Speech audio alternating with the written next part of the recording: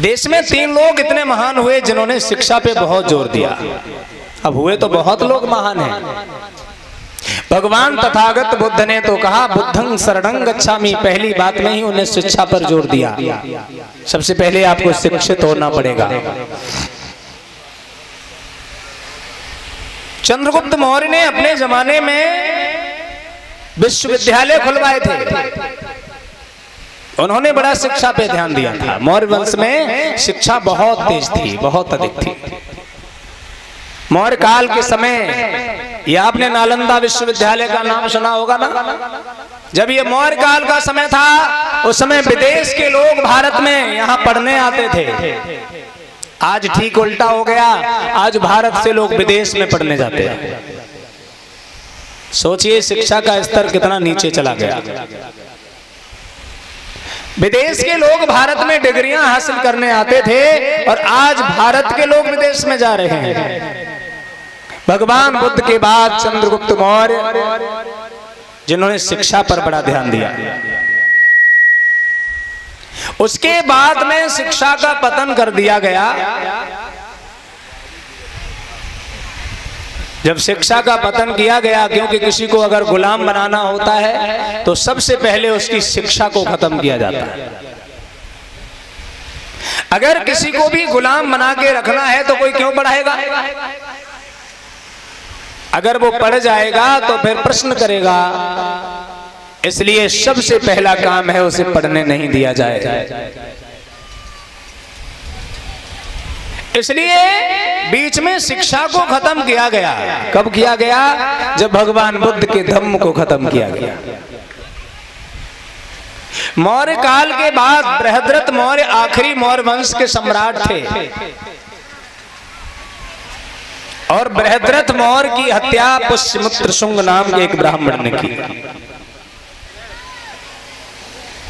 विदेश से आया हुआ आर्य पुष्यमित्र शुंग, जिसने बृहद्रथ मौर्य की धोखे से हत्या की, उस समय देश भारत में बौद्ध धर्म प्रमुख धर्म था।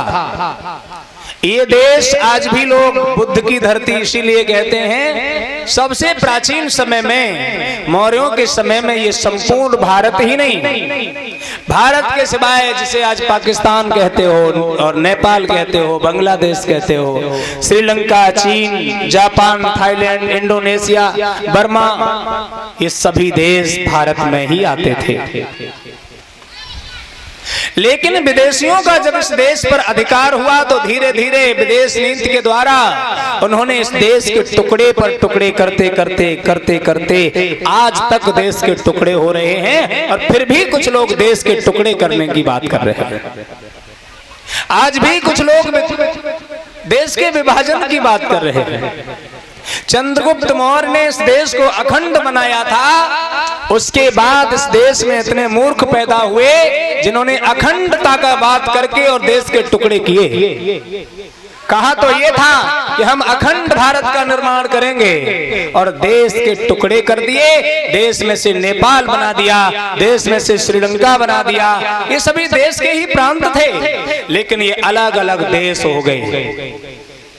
सम्राट अशोक मौर्य के समय ये सभी एक देश हुआ करते थे जिसका नाम था अखंड भारत। और सबसे बड़ी विचित्र बात आपको बताऊं, जिन लोगों के ग्रंथों का नाम है महाभारत, वे इस देश का नाम भारत पसंद नहीं करते। वे लोग कहते हैं कि देश को हिंदू राष्ट्र या हिंदुस्तान होना चाहिए, जबकि ग्रंथ कहता है ये देश भारत है। इसलिए सबसे महान ग्रंथ है जिसका नाम है महाभारत। क्या नाम है? महाभारत किसी मुसलमान का धर्म वो तो नहीं है ग्रंथ, किसी सिख और ईसाई का तो नहीं है। लेकिन महाभारत को पढ़ने वाले लोग भी भारत की बात इसलिए नहीं करना चाहते हैं क्योंकि भारत का निर्माण चंद्रगुप्त मौर्य ने किया था। उन्हें चंद्रगुप्त मौर्य से बहुत दिक्कत है। जब सरकारें बदलती हैं तो सरकार में रुपए बदले जाते हैं और रुपए जब बदले जाते हैं तो सम्राट अशोक महान की जो लाट है उसे छोटा कर दिया जाता है। क्यों? क्योंकि उन लोगों को सम्राट अशोक से नफरत है, चंद्रगुप्त मौर्य से नफरत है, क्योंकि ये लोग इस देश के जनक हैं। इन्होंने देश को बनाया है, अखंड भारत का निर्माण किया है। बहुत से हजारों छोटे छोटे राजाओं को युद्ध में परास्त किया चंद्रगुप्त मौर्य ने। 24 वर्ष की उम्र में सूर्य के उदय से और अस्त तक का शासन चंद्रगुप्त मौर्य ने अपनी तलवार की ताकत पे किया। उस अखंड भारत में रहने वाले लोग इसी देश में रहकर देश के तिरंगे से नफरत करते हैं, इसी देश में रहकर भगवान बुद्ध से नफरत करते हैं। लेकिन आज आपको अवगत करा देता हूं, इस देश में रहकर बुद्ध को तो मानना ही पड़ेगा। क्यों मानना पड़ेगा? क्योंकि देश के तिरंगे का सम्मान आपको करना पड़ेगा। और देश का जो तिरंगा है उसमें धम्म चक्र लगा हुआ है, और धम्म चक्र किसका है? भगवान गौतम बुद्ध का है, सम्राट अशोक महान का है। भगवान गौतम बुद्ध का 24 तीली का धम्म चक्र है, जिसमें 3 त्रिशरण, 5 पंचशील, अष्टांगिक योग मार्ग, 4 आर्य सत्य, ये सभी उसमें समाये हुए हैं। प्रेम से बोलिए भगवान बुद्ध की। ये सम्राट अशोक महान ने जिसे धम्म चक्र दिया, नाम दिया है, वो भगवान बुद्ध का धम्म चक्र है, जो उन्होंने अपने शेर अर्थात अपनी लाट के अंदर प्रस्तुत किया। अब आप विचार करिए, जिस देश में झंडा ही भगवान बुद्ध के नाम का लहरा रहा है, पूरी दुनिया जिसको सलामी दे रही है, पूरी दुनिया जिसको प्रणाम कर रही है, सम्राट अशोक महान का जिसमें चक्र लगा हुआ है, उस देश में रहने वाले लोग भगवान बुद्ध से नफरत करते हैं। उस देश में रहने वाले लोग सम्राट अशोक महान से नफरत करते हैं। क्या वे लोग देशद्रोही नहीं है? क्या उनको इस देश में रहने का कोई अधिकार है? अगर हमारे देश के झंडे से नफरत है, हमारे देश के तिरंगे से नफरत है, तो आपको इस देश में रहने का कोई भी अधिकार नहीं है। याद रखना साथियों, सम्राट अशोक महान के देश में रहकर और उन्हीं के नाम से बगावत कर रहे हैं लोग। इतिहास पढ़ रहे हैं, केवल पेपर के लिए पढ़ रहे हैं, पेपर में नंबर लाने के लिए पढ़ रहे हैं। उसके बाद में उसी इतिहास में फेर बदल करने का काम करते हैं। नालंदा विश्वविद्यालय में आग लगा दी गई, जिसमें विदेशी शासक खिलजी नाम का एक शासक था, जिसने नालंदा में आग लगवा दी। भगवान तथागत गौतम बुद्ध के जिसमें ग्रंथ थे, बुद्ध का इतिहास मिटाने का प्रयास किया गया। आज भी नालंदा विश्वविद्यालय भगवान बुद्ध के नाम से ही दुनिया में जाना जाता है। और बिहार जिसे मगध कहा जाता था, आज भी बिहार का जो सम्मान है भगवान बुद्ध, सम्राट अशोक महान और चंद्रगुप्त मौर्य की वजह से। लेकिन तकलीफ इस बात की है, इस देश के और समाज के लोग अपना इतिहास ही नहीं जानते। हमारे पूर्वजों का इतिहास क्या है, यह हम लोगों को नहीं पता है। जितने भी ग्रंथों में छेड़छाड़ की गई, सम्राट अशोक महान के इतिहास को मिटाने के लिए की गई। आज उस समाज को डरपाया और धमकाया जाता है कि शास्त्री जी से कह दो कि ये बातें बताने की कोई जरूरत नहीं है। और हमारा कमजोर समाज इसीलिए तो कमजोर है। अगर आज तुम्हें अपनी जानकारी मिल रही है तो लोगों के दबाव में आकर तुम कहोगे कि शास्त्री जी रहने दो ये बातें, अरे वो तो चालाक लोग हैं, वो तुम्हें इन बातों से वंचित रखना चाहते हैं। वे नहीं चाहते हैं कि इन बातों की जानकारी इस समाज को हो जाए कि इनके राजाओं ने, इनके पुरखों ने इस देश का निर्माण किया है।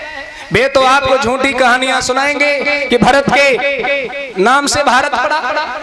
ऐसा कोई इतिहास नहीं है जो शकुंतला दुष्यंत के पुत्र भरत के नाम से देश का नाम भारत पड़ा हो। ये कहानी पूरी तरह गलत है, लेकिन आप लोगों को पढ़ाई जा रही है। जबकि सत्य ये है, चंद्रगुप्त मौर्य ने सिकंदर जैसे योद्धाओं से युद्ध करके, घनानंद जैसे योद्धाओं से युद्ध करके तब इस अखंड भारत का निर्माण कराया। वे लोग झूठी कहानियां बताने के चक्कर में तुम्हें असली कहानियों से वंचित रखना चाहते हैं, इसलिए वो तुमसे कहते हैं कि शास्त्री जी से बोल दो, ऐसी बातें ना बताए। लेकिन तुम डरपोक लोग, अंदर से डर भरा हुआ है, कहीं कुछ हो न जाए, कहीं कोई मर न जाए। मैं ये कहता हूं, अगर मरना ही है तो शेर की तरह मरो। अरे मरोगे तब भी अमर तो नहीं हो ना। अगर बकरे की तरह जीना है तो मिम्या मिम्या करके मरोगे, शेर की तरह दहाड़ोगे तो कुछ नाम ही अलग होगा। तुम उस समाज के वंशज हो। चंद्रगुप्त मौर्य के इतिहास को पढ़ना। चंद्रगुप्त मौर्य जंगल में जब सो रहे थे तो शेर और चीते उनके पैर चाट रहे थे, तलवे चाट रहे थे। जिसके पैर शेर और चीते तलवे चाट रहे हो तो उनकी क्या औकात है जो हमें ये बता रहे हैं कि ये बातें ना बताओ। हम इस देश में सम्राटों के वंशज हैं, मरने से हम डरते नहीं, क्योंकि हमारे पूर्वजों का खून है जिन्होंने 24 साल की उम्र में अखंड भारत का निर्माण कर दिया था। और उसी अखंड भारत में रहकर, कहावत है, नदी में रहकर मगरमच्छ से बैर कर रहे हैं। ये देश मौर्यों का है, सम्राट अशोक मौर्य का है, और वे लोग मौर्यों को ही धमकी दे रहे हैं। अगर औकात है, हमसे इतनी नफरत है, तो हमारे बाप दादे का जिस पर चिन्ह छपा हुआ है वो रुपया अपनी जेब से निकाल के बाहर रख दो। सम्राट अशोक मौर्य की लाइट लगी हुई है।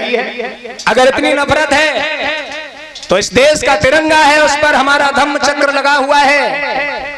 इस देश के बाहर हो जाओ अगर दिक्कत हो रही है। मैं उनका इतिहास सुना रहा हूं, उनने जो मेहनत की है, उन्होंने जो खून बहाया है, पसीना बहाया है, मैं उसकी बात कर रहा हूं। हम बुज़दिल नहीं है, हम कायर नहीं है जो किसी की दबाव में आ जाए, किसी से डर जाए। इसलिए याद रखना, कायरों की तरह जीने से अच्छा है, बाबा साहब डॉक्टर भीमराव अंबेडकर ने कहा, बकरे की तरह जिंदगी भर मिमियाने से अच्छा है एक दिन जियो लेकिन शेर की तरह जिंदगी जियो। प्रेम से बोलिए भगवान बुद्ध की।